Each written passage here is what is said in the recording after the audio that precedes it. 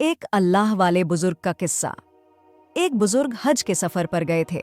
जब वो एक जगह से गुजर रहे थे, उनके हाथ में एक थैला था, उसमें कुछ पैसे थे। अचानक एक चोर उनके हाथ से थैला छीनकर भाग गया।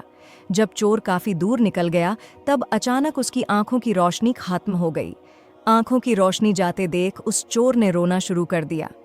जब लोगों ने चोर से पूछा, भाई क्या हुआ, तो वो कहने लगा, मैंने एक आदमी का थैला छीना है। वह कोई बड़ा अल्लाह का करीबी बंदा लगता है। मेरी आंखों की रोशनी चली गई। खुदा के लिए मुझे उसके पास पहुंचा दो, ताकि मैं उससे माफ़ी मांग सकूं। जब लोगों ने पूछा कि यह किस्सा कहाँ पेश आया, तो कहने लगा, फलान नाई की दुकान के करीब पेश आया। लोग उसको उस दुकान पर ले गए और नाई से पूछा कि इस तरह का कोई आदमी यहाँ से गुजरा है, आप उसे जानते हो? उसने कहा, मुझे उसका घर तो पता नहीं, हाँ, मगर नमाज के लिए वह आते जाते रहते हैं, अगली नमाज के लिए फिर आएंगे। ये लोग इंतज़ार में बैठ गए। वह बुजुर्ग अपने वक्त पर तशरीफ़ लाए। लोग उस चोर को उनके पास ले गए तो उस चोर ने जाकर उनके हाथ पांव पकड़ लिए कि मुझसे गलती हो गई, गुनाह हो गया, नादिम हूँ, शर्मिंदा हूँ, मेरी आंखों की रोशनी छिन गई।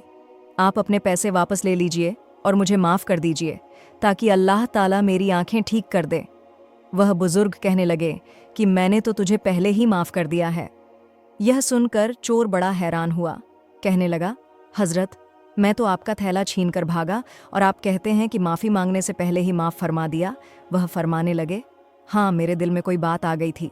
फरमाने लगे, मैंने एक हदीस पढ़ी जिसमें नबी अकरम ने फरमाया कि क़यामत के दिन जब मेरी उम्मत का हिसाब पेश किया जाएगा, तो मैं उस वक़्त तक मीज़ान के करीब रहूँगा जब तक मेरे आखिरी उम्मती का फ़ैसला नहीं हो जाता।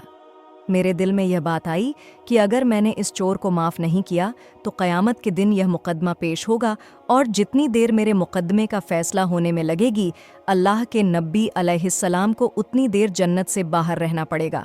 इसलिए मैंने माफ़ कर दिया कि न तो मुकदमा पेश होगा, न ही मेरे महबूब को जन्नत में जाने में देर लगेगी। वह जल्द जन्नत में तशरीफ़ ले जाएंगे।